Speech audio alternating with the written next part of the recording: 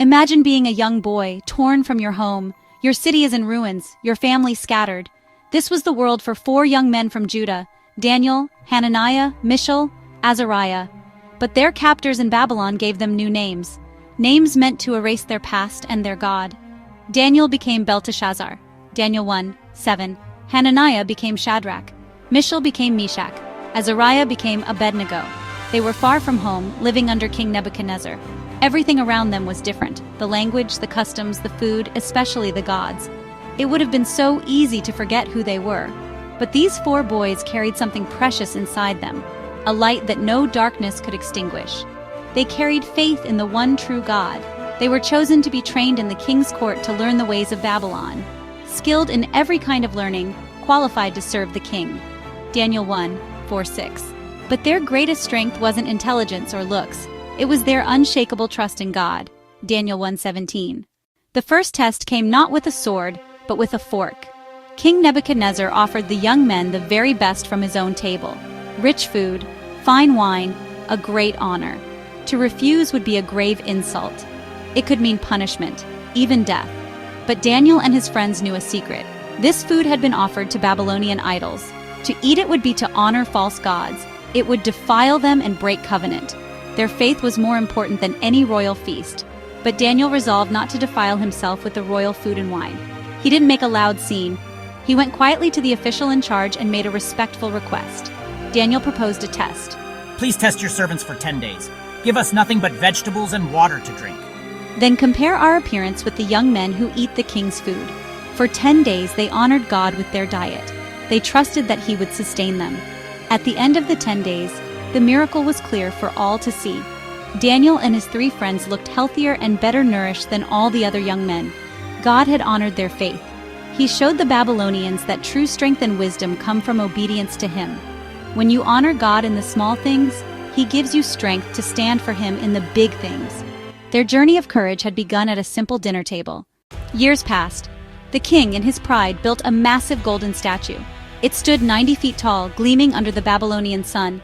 He issued a decree that shook the empire. When the music played, horns, flutes, lyres, everyone was to bow down and worship the golden image. The penalty for disobedience was terrifying: a blazing hot furnace. For most, the choice was easy: bow and live. Shadrach heard the music. Meshach heard the music. Abednego heard the music. They saw the people falling to their knees, but they stood tall. Their knees would not bend for any idol. Their hearts belonged to God alone. Jealous officials reported them to the king. Nebuchadnezzar was furious. He gave them one last chance: bow or burn. But their answer carried a peace the king couldn't understand. King Nebuchadnezzar, we do not need to defend ourselves before you in this matter. If we are thrown into the blazing furnace, the God we serve is able to deliver us from it. Daniel 3:16-17.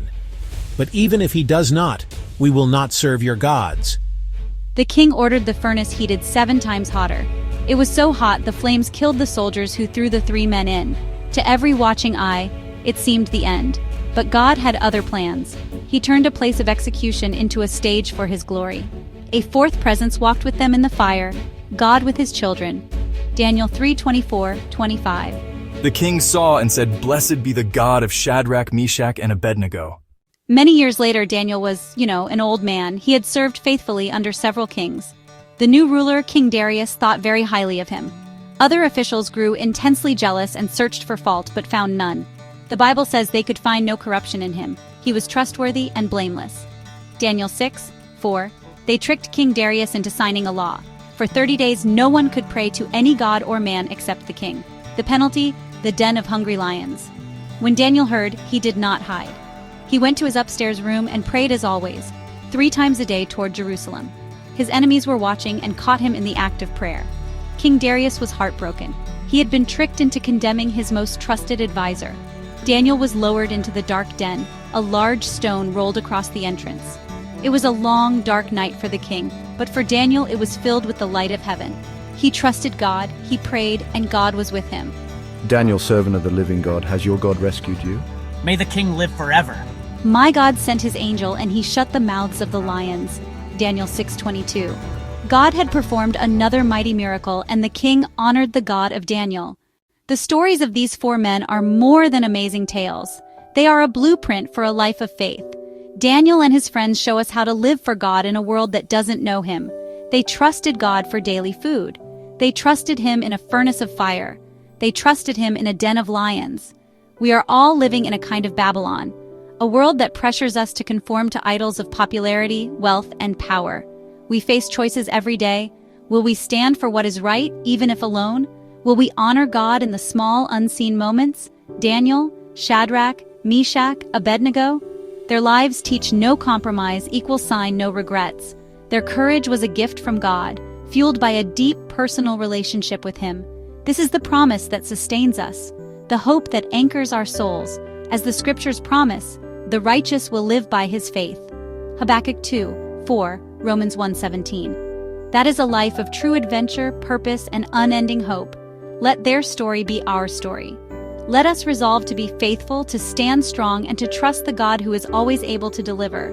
They show that one person or a small group of people filled with faith can make an eternal difference. Go, stand, and live by faith.